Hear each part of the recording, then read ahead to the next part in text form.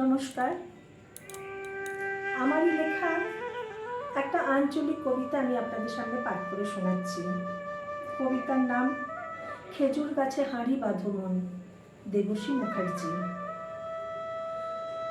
আরে বাসন্তী, দেখ তো কাটা খেজুর গাছটা থেকে রস তো ঝরছে কিনা।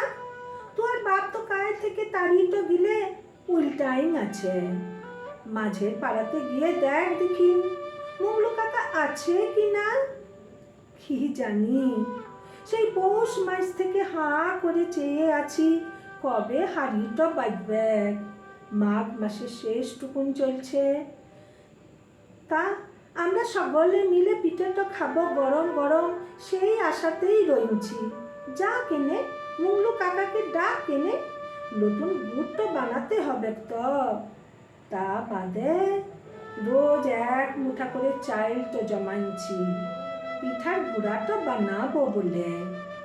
আরে বাসন্তী, ওই বাবুদের পাড়াতে কামিন খাটতে গিয়ে দেখলাম যে এত বড় প্যান্ডেল লাগাইছে। কিসের বটে?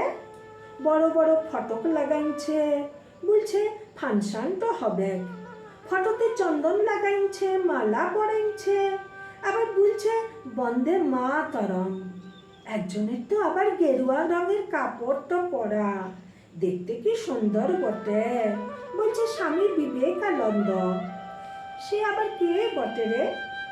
অত শত বুঝি না বাপু, তুই যা দেখি। শীতের পিঠাটা বানাবো এখন। যা যা মুগলু কাকাকে ডেকে নিয়ে আয় দেখি। নমস্কার।